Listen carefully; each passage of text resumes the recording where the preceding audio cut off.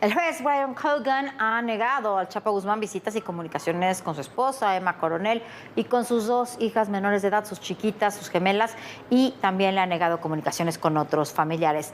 El narcotraficante condenado a cadena perpetua había solicitado que con cierta regularidad pudiera tener acceso a sus familiares.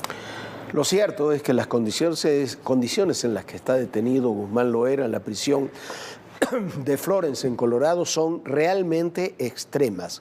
Esa es la cárcel de máxima seguridad más dura de todos los Estados Unidos. Ahí están recluidos terroristas, narcotraficantes destacados, asesinos seriales. Así vive Guzmán Loera en la cárcel de Florence. El ex líder del cártel de Sinaloa sufre otro revés de la justicia estadounidense. El juez Brian Cogan de la Corte del Distrito Este de Nueva York denegó la solicitud de Joaquín Guzmán Loera para recibir visitas y llamadas telefónicas de sus hijas y esposa. La extradición, juicio y sentencia de Joaquín El Chapo Guzmán es uno de los grandes logros de la justicia estadounidense en su combate al tráfico de drogas. Según la cifra definitiva de los Centros para el Control y la Prevención de Enfermedades, en 2022, el consumo de narcóticos dejó 107.941 muertes por sobredosis. Las autoridades de la Unión Americana han utilizado la imagen del Chapo como un ejemplo de persecución y dureza contra los capos de la droga. Fue el 20 de marzo cuando el Chapo presentó la moción para que se restablecieran las 2 llamadas de 15 minutos que tenía derecho al mes con sus hijas y que fueron canceladas. Además, solicitó que se le permita la visita de las menores y de su esposa Emma Coronel. El juez federal informó que la Oficina de Prisiones es la única responsable de las condiciones del confinamiento y aclaró que si el acusado se refiere a las medidas administrativas especiales que estaban en vigor antes y durante su juicio, fueron reemplazadas una vez que fue condenado y la Oficina de Prisiones lo asignó a sus instalaciones actuales. La prisión de máxima seguridad ADX Florence, conocida como el Alcatraz de las Rocosas, fue construida en 1994. Cuenta con 1.400 puertas automáticas, 12 torres con francotiradores, rayos láser, cámaras de seguridad inteligentes y un sistema infranqueable de seguridad. Los presos de mayor riesgo permanecen aislados 23 horas al día y tienen una mínima interacción humana. Solo se les brindan oportunidades recreativas individuales 7 horas a la semana. La última vez que el capo mexicano convivió con sus gemelas fue en 2017, 7 meses después de ser extraditado a Estados Unidos y recluido en el Centro de Detención Metropolitano en Brooklyn, Nueva York. Joaquín Guzmán Loera fue condenado en julio de 2019 a cadena perpetua más de 30 años por 10 cargos relacionados con narcotráfico a escala industrial, mientras que su esposa Emma Coronel obtuvo su libertad en septiembre de 2023 tras cumplir 2 años y medio de prisión de los 3 a los que fue condenada en 2021. Coronel se declaró culpable como parte de un acuerdo alcanzado con los fiscales de ayudar a operar el imperio criminal multimillonario de su marido y por participar en su fuga de la cárcel después de ser capturado en 2014. Bueno, la verdad es que las condiciones en las que está recluido Guzmán Loera son sencillamente terribles. Sin contacto humano, sin salida de su celda, cuando sale de su celda está solo, y son terribles. La verdad son terribles. No nos vamos a poner en defensores ni remotamente del Chapo Guzmán. Pero sí hay que destacar que, como dice el reportaje, este es un castigo ejemplificador, así lo usa Estados Unidos. Hay una enorme diferencia de trato del Chapo Guzmán con otros narcotraficantes, sobre todo con los que se han convertido en colaboradores. Esa es la gran diferencia que hace la justicia estadounidense, una diferencia que a veces suena, por lo menos, irracional.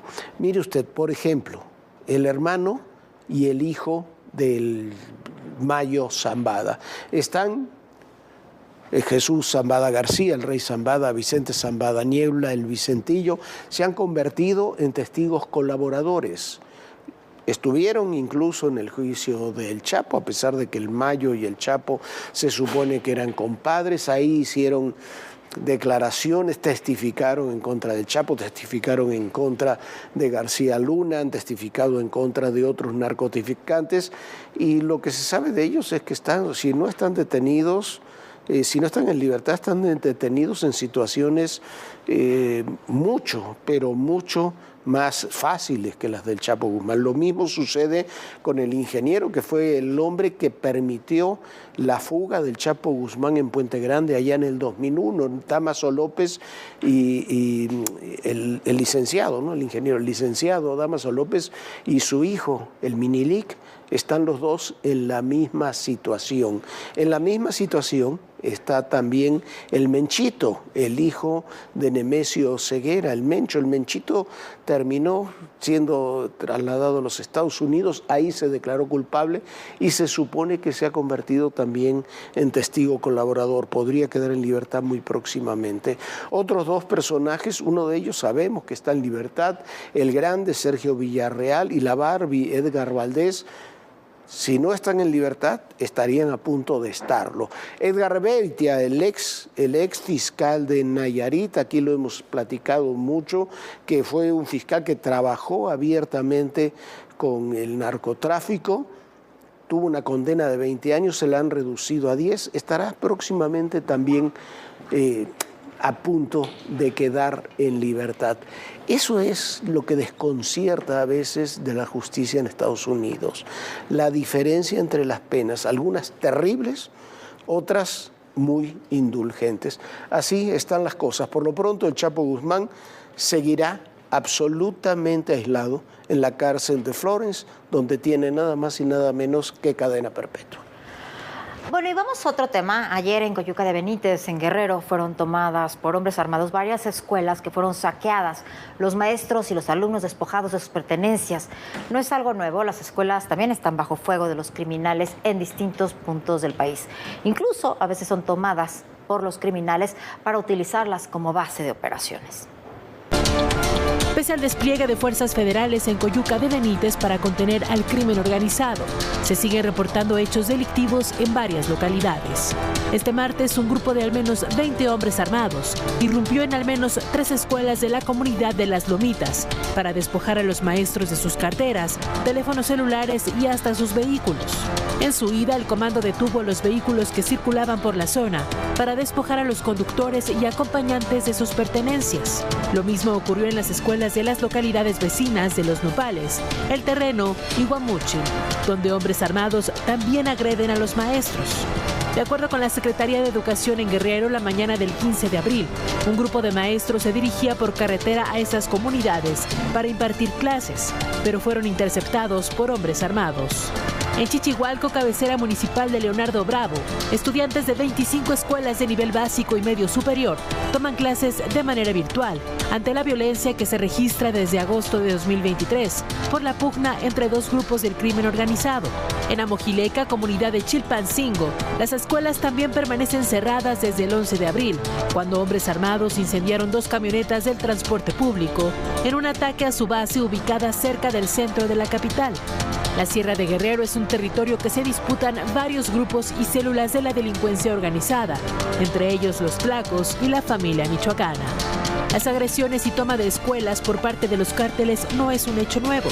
En septiembre de 2022, 9 integrantes de la familia michoacana fueron detenidos tras tomar las instalaciones de una escuela primaria del municipio de Lubianos, en el Estado de México. Los reportes indicaban que los criminales pretendían tomar las instalaciones como base de operaciones.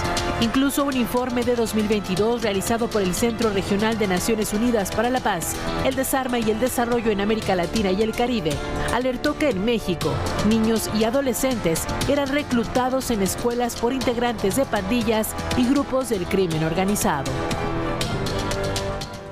Bueno, y este es un problema muy extendido, incluso en la Ciudad de México. Escuelas que son tomadas, muchas veces no se denuncia porque los padres, los familiares tienen temor de hacer las denuncias, a veces porque son ignoradas, que son tomadas, como decíamos en el reportaje, como en ese caso de Lubianos, como base de operaciones de grupos criminales.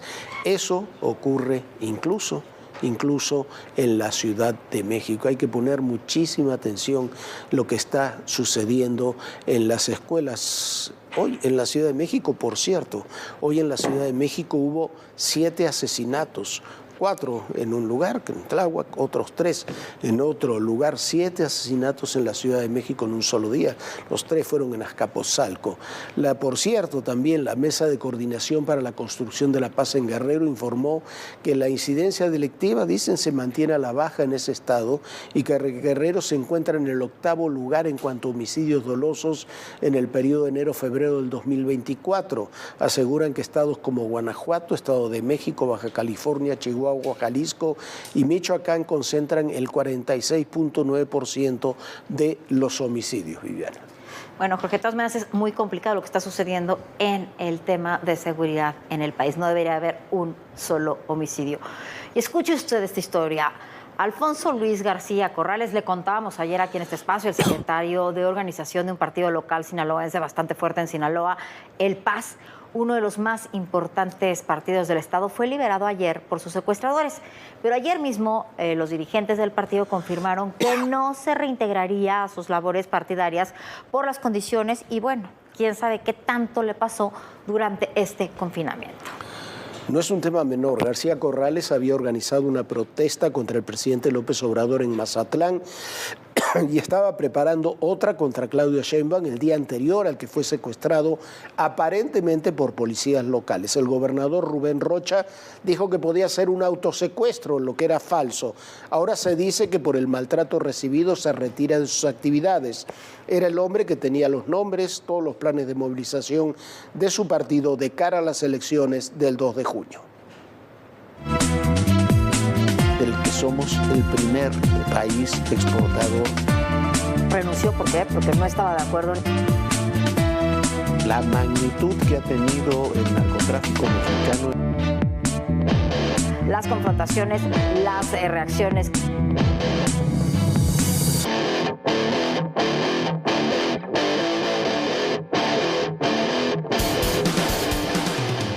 Bueno, y vamos a otro tema. La Cámara de Representantes de los Estados Unidos aseguró en un informe sobre el tráfico de fentanilo ilegal que el gobierno China está subvencionando, imagine usted, está pagando y apoyando la exportación ilegal de fentanilo con descuentos de impuestos, siempre y cuando ese fentanilo no se vende en China, se vende en el exterior. Imagínese usted. El fentanilo permanece como prioridad en la agenda de la Cámara de Representantes. Esta vez, un comité especial realizó una investigación por 2 meses y reveló que el gobierno de China alimenta la crisis de fentanilo en Estados Unidos. Según el reporte, lo hace a través de subsidios para quienes usan los precursores químicos con los que se fabrica la droga y los venden fuera del gigante asiático. Muchas de estas sustancias son ilegales, según las propias leyes de China, y no se conoce su uso legal en todo el mundo. Esto lo descubrieron luego de tener acceso a un sitio web del gobierno chino que revela las devoluciones fiscales a las empresas relacionadas. Y no solo subsidia la fabricación de precursores químicos, sino que, según el informe, también ha frustrado indagatorias contra fabricantes ilegales, al advertirles que serán investigados cuando los organismos estadounidenses han enviado una solicitud formal de ayuda. Durante una audiencia, el exsecretario de Justicia de Estados Unidos, William Barr, dijo a los legisladores que es difícil creer que un país como China, con el sistema de vigilancia que utiliza, diga desconocer el enorme tráfico de drogas que ocurre. El informe del comité también detalla que el gobierno chino no es solo un observador, sino que está metido en el patrocinio y facilitación de la exportación de precursores de fentanilo. Permite la venta abierta de precursores de fentanilo y otros materiales ilícitos en la Internet, la cual es ampliamente monitoreada y controlada por el gobierno chino. Esto pese a que en noviembre pasado, los presidentes Joe Biden y Xi Jinping anunciaron la reanudación de la cooperación bilateral antinarcóticos centrada en reducir el flujo de precursores químicos y el tráfico de drogas sintéticas. Un acuerdo al que México también está involucrado al ser un país donde los precursores llegan desde China y los cárteles los utilizan para fabricar fentanilo y otras drogas sintéticas que después envían a Estados Unidos. Incluso en su comparecencia para solicitar presupuesto, el secretario de Estado, Merrick Garland, habló de la relación México-Estados Unidos y de cómo los cárteles generan más ingresos que algunos países. Cartels are enormously profitable. They have more money than some nation states. And there are places in Mexico where it is difficult to deal with the cartels. I wish there were more cooperation. We are getting cooperation. We have had extraditions. They have destroyed some labs. They have reduced precursors coming into the country, but we need much more cooperation. Bueno, Estados Unidos no quitará el dedo de este tema. ¿Por qué? Porque es uno de sus mayores problemas sanitarios, sociales, de seguridad en estos momentos y desde hace ya varios años. En cada año hay muertos por sobredosis de fentanilo, pero sobre todo de fentanilo y otras drogas. Hay 100.000 muertos al año. Son muchos más que todos los muertos que estuvo Estados Unidos durante toda la guerra de Vietnam. De esa magnitud es la crisis que tenemos de fentanilo en México, en China, en Estados Unidos. Un triángulo que para atender el tráfico de fentanilo es imprescindible romper en los tres países. ¿Por qué? Porque Estados Unidos también tiene que romper las redes que trafican con fentanilo dentro de los Estados Unidos, como hay que romperla con lo que exporta China y con lo que fabricamos y traficamos en México. Pero el tema no saldrá del centro de la agenda mientras siga habiendo tal cantidad de muertos al año en Estados Unidos por consumo de fentanilo. Bueno, Jorge, lo que tú dices es bien importante porque efectivamente de China salen los precursores para hacer el fentanilo, pero el fentanilo lo hacen los cárteles de la droga aquí en México y bueno, Estados Unidos culpa principalmente al cártel de los hijos de Joaquín El Chapo Guzmán por hacer este fentanilo. Pero es irreal pensar que hay 100.000 muertos. Imagínense la cantidad de dosis que hay en Estados Unidos, cómo las mueven, cómo son las redes del narcotráfico en aquel país, en nuestro vecino país, quiénes son los socios de los narcotraficantes mexicanos. Si se fija usted, no hay ningún nombre relevante de algún narcotraficante en los Estados Unidos, distribuidor, narcomenudista o como le quiera llamar, que esté procesado. Se dice muchas veces que son las pandillas los que venden la droga, pero ¿usted cree que esa cantidad de droga la pueden simplemente distribuir unos pandilleros? Yo lo dudo.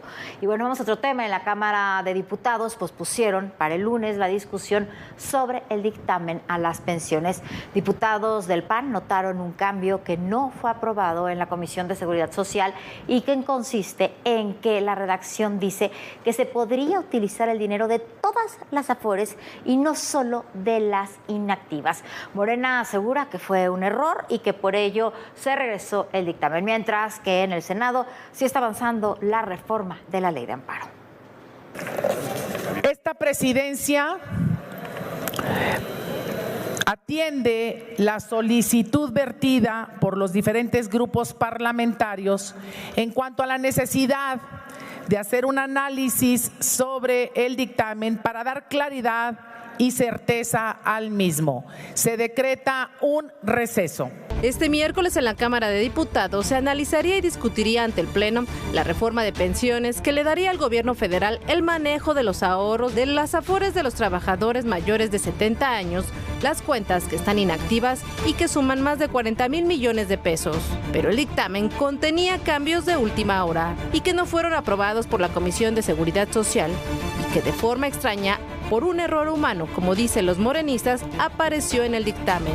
Se advierte el posible grave incumplimiento del reglamento en tener a discusión en este momento un dictamen distinto al que fue aprobado en las comisiones. El proceso legislativo, como en la vida, con todas las actividades, cometen errores humanos, en donde no hay dolo, no hay premeditación. La diferencia es que lo presentado ante el Pleno decía que se trasladaba al llamado Fondo del Bienestar todas las afores y no solo las inactivas como se aprobó en la comisión. La sesión fue suspendida y será hasta el lunes cuando regresen los diputados a discutir ese tema, impulsado por Morena y sus aliados. Y previo, también fue abordado en la conferencia matutina. Nosotros no somos rateros, pero no somos corruptos. ¿Y cómo vamos a despojar a los trabajadores? Si estamos aquí por el apoyo de los trabajadores, si estamos aquí para servir al pueblo y sobre todo a los más necesitados, a los trabajadores, a los pobres. En la otra cancha, la del Senado, con 69 votos a favor y 42 en contra, aprobaron la reforma a la ley del amparo, con la que se restringen derechos de los ciudadanos. Esto porque consiste en quitarle a los jueces la facultad de suspender leyes de manera provisional y definitiva que hayan sido impugnadas a través de este mecanismo. Ustedes, senadores de Morena, provocan repugnancia a los auténticos profesores de derecho constitucional. Lo que les pido a los jueces, magistrados y todos, que nos respeten nuestro trabajo, que estamos legislando. De acuerdo con la posición, la ley blindará la realización de obras así como el establecimiento de reformas en la Constitución, aunque tengan irregularidades. Los senadores del PAN, PRI y PRD ya preparan una acción inconstitucional ante la Suprema Corte.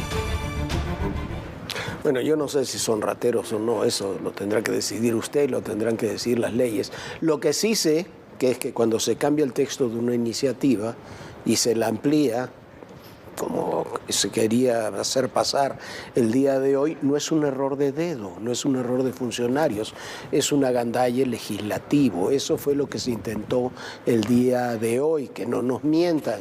Lo que también sé es que cuando se reforma la ley de amparo para que no se puedan presentar amparos contra obras, contra reformas y demás, es otro agandalle. Le quita el corazón a las leyes de amparo. Cuando se quiere votar una ley de amnistía con derechos de amnistía, de indulto presidencial, para cualquier persona y para cualquier delito, también es una concentración de poder que le da al presidente mayor poder que cualquier organismo judicial. ¿Por qué? Porque se puede saltar alegremente cualquier norma. Vamos a otro tema. Hoy se cumplen 10 años de la muerte de Gabriel García Márquez, mientras que su obra póstuma, En agosto nos vemos, está teniendo enorme éxito comercial en el ámbito internacional. Es un texto que García Márquez en vida no quiso publicar, pero que sus hijos decidieron divulgar a una década de su fallecimiento. Hoy se cumplen 10 años de la muerte de García Márquez. Yo desde que nací sabía que iba a ser escritor. Quería ser escritor. Tenía la voluntad, la disposición, el ánimo y la aptitud para ser escritor. Así recordamos a Gabriel García Márquez, que nos llevó por su infinito mundo del realismo mágico. Hace 10 años, la tarde del 17 de abril de 2014, el escritor colombiano murió a los 87 años en la Ciudad de México, la ciudad donde se inspiró para escribir la más famosa de sus obras, 100 años de soledad, que le dio el tan reconocido Premio Nobel de Literatura en 1982. Era narrador, periodista y guionista cinematográfico. Es uno de los escritores más importantes del siglo XX, porque su obra permanece en la memoria colectiva y se vende como si fuera la primera vez que sale a la luz. Gabo, como le decían sus amigos, durante su vida encontró diversas formas de acercarse a la escritura y como periodista colaboró en diversas publicaciones.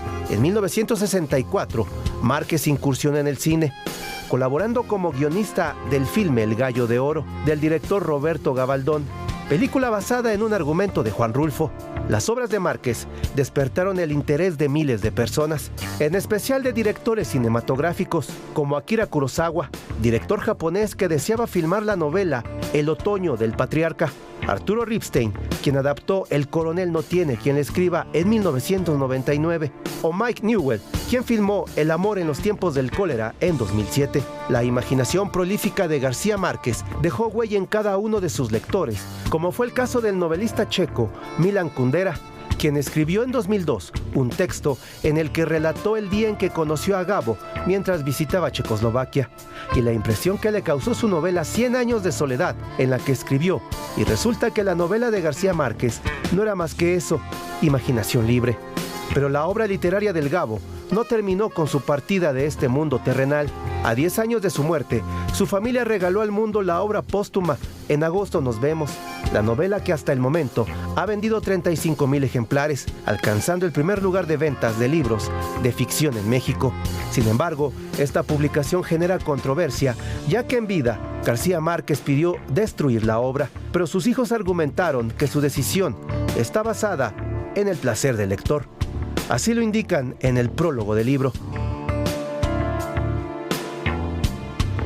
Bueno, y lo que sucede con un autor tan emblemático y tan maravilloso como lo ha sido Gabriel García Márquez, con 100 años de soledad y estas novelas que han sido y que siguen siendo de lo más leído, habrá que ver cómo está esta nueva novela póstuma, habrá que ver por qué no habrá querido Gabriel García Márquez que se publicara, y bueno, sin duda genera muchas ganas de leerla. Ya es mi plan del fin de semana. Nosotros ya nos vamos, muchísimas gracias por habernos acompañado, pero recuerde, aquí en este símbolo QR usted puede escanear y llegar directamente a la página de YouTube de ADN 40, y ahí puede ver muchísimos reportajes especiales que le tenemos para usted. Descanse, sueñe bonito. Bonita noche, Jorge. Muy buenas noches, Viviana. Muy buenas noches a todos ustedes. Y recuerden, el poder y en la política todo, pero absolutamente todo, es personal. Gracias.